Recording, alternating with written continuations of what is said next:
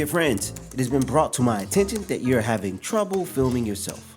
Although this can be a challenge, I'm writing you this letter to let you know I'm here to help, even at 1:25 in the morning. P.S. Prepare for your creative journey. Sincerely, Jacob.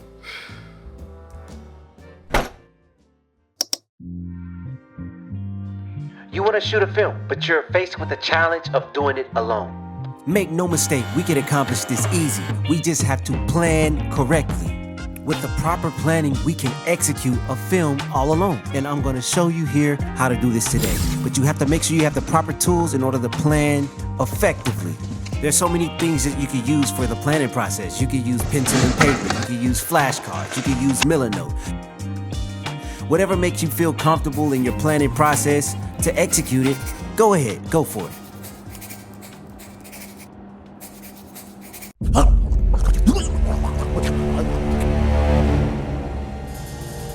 Script with organization.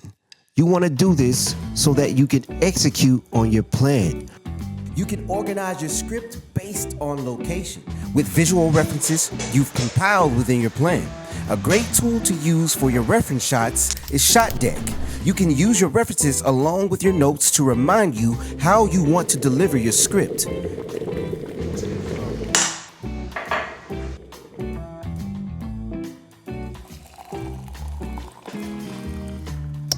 As you know, there are great limitations with shooting alone. Now, most of us don't have friends that are directors or photographers and cinematographers. Everyone knows those extra hands and those extra eyes on set is pivotal in helping you to attain those shots. When shooting alone, you're limited because there is no motion. The camera literally has to stay on the tripod. But don't worry.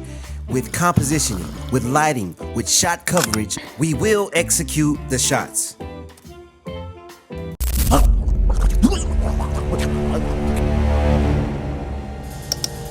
Let's get into the props. Props are incredible tools used on set to help aid in the visual storytelling. Let me give you an example. Let's say you have a robber within your script, a burglar, and he's getting ready to rob a house or a bank or a person. If he's a gunman, he'll need a prop, like a gun or a bat or a knife. I mean, you get the point. Props are extremely important, just as important as your wardrobe and costume design.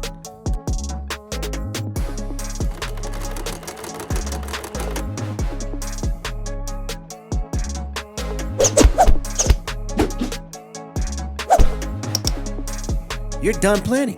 And now you have your script, your location, your references, your props, your wardrobe, and all of the tools you need to execute your shoot. You've now set the stage for the story that you're visually trying to tell. Now it's time to shoot. All you have to do now is show up to your set and execute your script. Now that we're on set, it's time to use creativity to land your shots.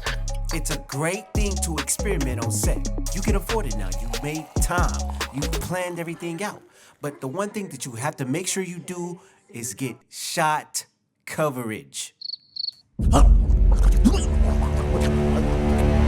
Shot coverage will be used throughout your shoot along with different styles of shots. You have ultra close-ups, top-downs, macro shots, POV shots, and even silhouettes. My dear friends, don't be afraid to add character and flavor to your filmmaking.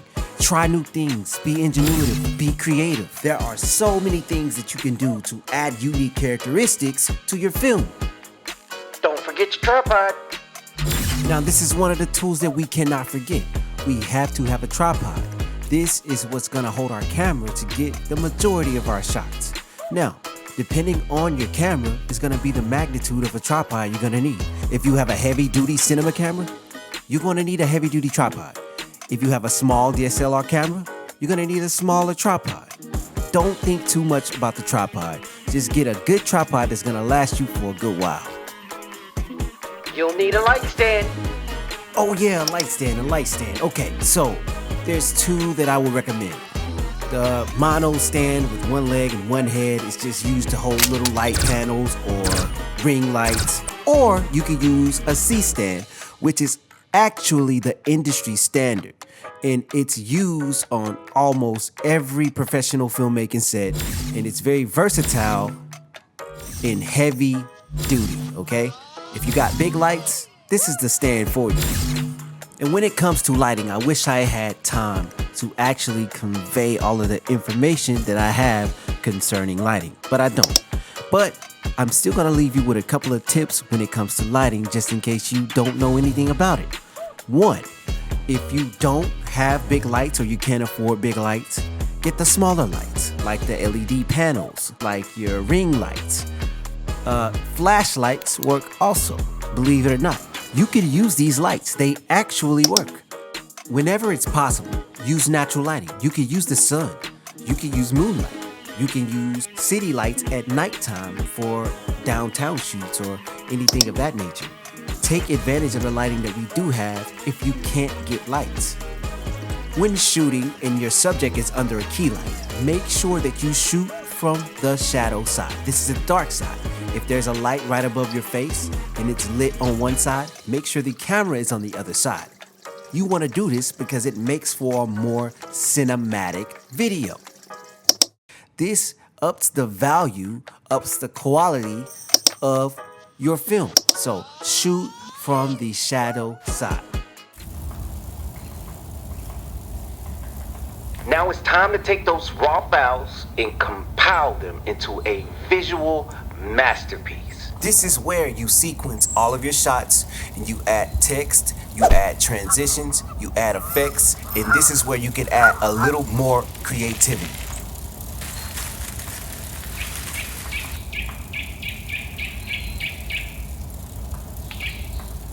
Sound design. The sounds, the sound effects, the sonics, the ambient sound, it's all strategically placed within certain areas on my timeline to help convey my message and to sell my story. The sonics in which you choose, it's incredibly important. This has a lot to do with your mood that you're trying to convey within your film. And also, this is what draws and pulls your viewers into your story a little more. I can't go on any further without stressing the importance of music selection within your films. It's what supplements your visuals. It's literally the companion to your visual storytelling.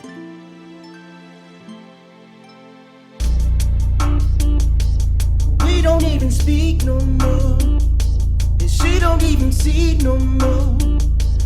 You've learned it here, how to film yourself. Now it's time. You have those ideas, you have your plans, you have to get into action. Go after your aspirations. As a filmmaker, stop watching this video and go do the work.